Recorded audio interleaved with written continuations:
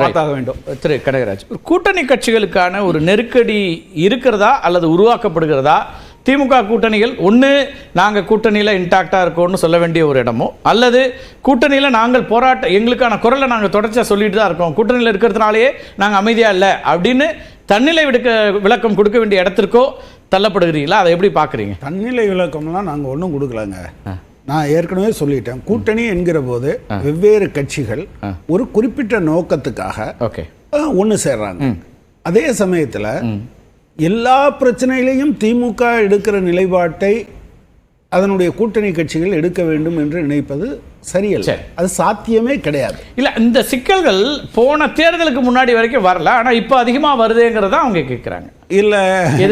இல்லை இல்லை நீங்கள் ஒரு மசோதா நிறைவேற்றப்பட்டு அதை பின்வாங்கினது போன தேர்தலுக்கு முன்னாலேயா பின்னாலேயா? போன தேர்தலுக்கு முன்னால் தானே. அதில் என்ன பிரச்சனை இருந்தது? ஸோ நீங்கள் என்ன பார்க்குறீங்க அப்படின்னா, ஒரு கூட்டணி கட்சி என்கிற முறையில் சில விஷயத்தை கடிதம் மூலம் சொல்கிறோம், அறிக்கை மூலம் சொல்கிறோம், சில நேரங்களில் அது போராட்டத்துக்கு போகிறோம். இது நடக்குது. நீங்கள் நிறைவேற்றப்பட்ட மசோதாவை நீங்கள் கைவிட்டே ஆக வேண்டும் என்று நினைக்கிறது இருக்கு இல்லையா, அது தவிர்க்கவே முடியாமல் தமிழ்நாட்டுக்கு ஒரு மிகப்பெரிய டேமேஜை கொண்டு வரும்னு சொல்லியிருக்கோம். இப்போ அந்த அறிக்கையில் கூட நிறையா கொடுத்துருந்தாங்க. அரசு ஊழியர்களை என்னைக்காவது திரு எடப்பாடி பழனிசாமி அவர்கள் அரசு ஊழியர் சங்கத்தை அழைத்து பேசியிருக்காரான்னு கேளுங்க. ஒரு முறையாவது பேசியிருக்காரான்னு கேளுங்க. அவர் ஆட்சி காலத்தில் வழக்கு போட்டார், கடுமையாக அவங்கள பற்றி ரொம்ப அவதூறாலாம் பேசினார். இப்போ கூட என்கிட்ட ஒரு வீடியோ இருக்கு. வெட்டி ஒட்டப்பட்டதுன்றாங்க. ஒரு முறை கூட, அது ஒரு பக்கத்தில் இருக்கணும், ஒரு முறை கூட அழைத்து பேசியதே கிடையாது. ஒரு முறையாவது அழைத்து பேசியிருக்காரான்னு உங்கள்கிட்ட ரெக்கார்டு சொல்லணும். நான் என்ன கேட்குறேன், ஒரு ஜனநாயகத்தில் நீங்கள் ஜனநாயகத்தை பற்றி இவ்வளோ பேசுகிறீங்கல்ல, ரைட்டுப்பா வாங்க உட்காருவோம் பேசுவோன்னு என்னைக்காவது அழைச்சி பேசியிருக்காராங்களாம் கேள்வி. அதனால தான் என்னன்னா, இந்த அறிக்கை என்பது அதுக்கு ஒரு அரசியல் உள்நோக்கம் தாண்டி உண்மையான அக்கறை என்பது கிடையாது. நிச்சயமாக அவர் சொல்கிற எல்லா விஷயத்தையும் நாங்களும் சொல்கிறோம், இந்த அரசாங்கம் அமல்படுத்த வேண்டும் என்று சொல்கிறோம். ஆனால் நீங்கள் இருக்கும்போது கூப்பிட்டு கூட பேச மாட்டீங்க, டிஏவை நிறுத்துவீங்க, லீவ் சரண்டர் நிறுத்துவீங்க, பே கமிஷனை அமல்படுத்த மாட்டேன்றீங்க, ஹைகோர்ட்டு சொன்னால் தான் அமல்படுத்துவீங்க. அதை எதிர்த்து ஏன் இப்படி செய்கிறீங்கன்னு கேட்டால் நீங்கள் கேஸை போடுவீங்க. இவ்வளவும் பண்ணிவிட்டு நீங்கள் குடங்குடமாக கண்ணீர் வடிக்கிறது இருக்கு இல்லையா, அதில் தான் எனக்கு அது உங்களுடைய நீங்கள் தார்மீக ரீதியான உரிமையை நீங்கள் இழந்து விட்டீர்கள் என்று சொல்கிறேன். இந்த கோரிக்கையெல்லாம் வலியுறுத்துகிறோம். கான்ட்ராக்டை அமுல்படுத்தினது நீங்கள் தானே, அவுட் சோர்சிங்கை அமுல்படுத்தினது நீங்கள் தானே.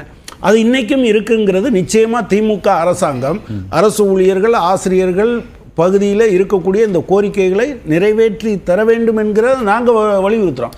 எங்களுக்கு இருக்கிற தார்மீக உரிமை உங்களுக்கு எங்கே இருக்குன்னு நான் கேட்குறேன். ஒரு முறை கூட அழைத்து பேசாதவர் அப்படின்னு ஒரு விமர்சனத்தை வைக்கிறார். உங்களுக்கு எங்கே தார்மீக உரிமை இருக்குன்னு கேட்குறாரு திரு அக்னீஸ்வரன். நீங்கள் முன்னாடி பேசும்போது கனகராஜ் சார் எல்லாத்தையும் நீங்கள் செஞ்சீங்களான்னு கேட்டார். அதே கேள்வியை மாநில திமுக அரசாங்கத்தில் நீங்கள் செஞ்சு வாங்கிட்டீங்களான்னு நான் கேட்கவா? நான் வாங்குற வரை சண்டை போட்டுக்கிட்டு இருப்பேன். அது 26 வரைக்கும் தானே. அப்போ சண்டை 26 வரைக்கும் நடக்கவே நடக்காதுப்பா. அப்போ நீங்கள் என்ன கேட்க போறீங்க? இதுதான் இவர்கள் போடுகின்ற பிள்ளையை கிள்ளியும் விட்டுக்கிருவாங்க. ஐயோ பிள்ளை கிள்ளிருச்சே, அது கத்துதே அப்படின்ட்டு தாளாளவும் பாலிக்கிறாங்க. நான் இப்போ கேட்பது, மரியாதைக்குரிய இவர் போகும்போது அப்படியே மேல அப்படியே அவதூறு போட்டுட்டு போனாரு. விடுதலை சிறுத்தைகளுக்கு இங்க இல்லவே இல்லை, இல்லாததை பத்தி பேசிட்டு இருக்கிறாரு. இல்லாததை பத்தி பேசல. உங்க கூட்டணியில பேசுறதுக்கு இருபெரும் தலைவர்கள் உங்களை அனுப்பிச்சிருக்கிறாங்க. தலைவர்கள் தான் வந்திருக்கிறீங்க. நான் கேட்டது இப்ப நான் கேட்கிற ஒரு கட்சிக்கான விஷயத்தை பேச பிரதிநிதி இல்ல. திமுகவும் கூட்டணி தானே சார். இப்ப நான் கேட்பது, மது ஒழிப்பு மாநாட்டிற்கு கள்ளக்குறிச்சி கருணாபுரத்துக்கு மாண்புமை சென்னை உயர்நீதிமன்றம் தமிழ்நாடு முதலமைச்சர் போய் பாருங்கன்னு சொல்லிச்சே. ஏறத்தாழ மரக்காணத்தில் 23 பேர், இங்க 68 பேர், 91 பேர் செத்ததற்கு பிறகும் இன்னும் வரைக்கும் முதலமைச்சர் அங்க போலையே. விடுதலை சிறுத்தைகள் கட்சியின் தலைவர் நீங்க பாருங்க, 40 வருஷமா நடக்குதுன்றாங்க. அதுக்கு செஞ்சிருந்தீங்கன்னா அதுக்கு ஒரு நீங்க தீர்வு கிடைச்சிருக்கும். அது ஒண்ணு. இன்னொன்னு இங்க சொல்றாங்கல்ல, தொடர்ந்து நீங்க சிஏவுக்கு ஆதரவாயிட்டீங்க, இது விவசாய சட்டத்துக்கு ஆதரவாயிட்டீங்க. அப்படியே கொஞ்சம் பின்னாடி போங்க, ஈழ ஈழத்தமிழர் ஒழிப்புக்கு திமுக தான் இங்க சார். ஒரு தவறு செய்தால் ஒரு அரசியல் கட்சி அடுத்த தேர்தலில் மக்களால் தண்டிக்கப்படுவார்கள் மீன்ஸ் ஆட்சியை விட்டு இறக்கி விடப்படுவார்கள். ஆனா இங்க திமுக ஆட்சியில வந்ததிலிருந்து 520 வாக்குறுதிகள் விட்டுருங்க, அதை நீங்க செய்யுங்க செய்யாம போங்க உங்க விருப்பம். ஆனால் மக்களுக்கு நீங்கள் செய்த துன்பங்கள் துயரங்கள் அதிகம். இதை கூட்டணி கட்சிகள் கேட்கவே மாட்டேங்குது. 573 கோடி நீங்க சர்வ சிக்ஷா அபியான்ல கொண்டு வந்தது மன்மோகன் சிங் காலத்திலிருந்து பணம் கேட்டு பெறீங்களா? கேட்டு பெறல. மிக்ஸாமுக்கு நீங்க பணம் வாங்குனீங்களா? பணம் வரல. இப்ப பேரிடர் மையம் பேரிடர் இதுல வந்து அந்த அமைச்சரை காட்டிலும் தமிழ்நாட்டுடைய துணை முதலமைச்சர் தான் வெளியிலே வருகிறார். ஆனால் அந்த அமைச்சர் தலைமையில் தான் பேரிடர் கூட்டம் நடைபெற வேண்டும். தமிழ்நாடு முழுக்க எப்படி ஆர்வ தேர்தல்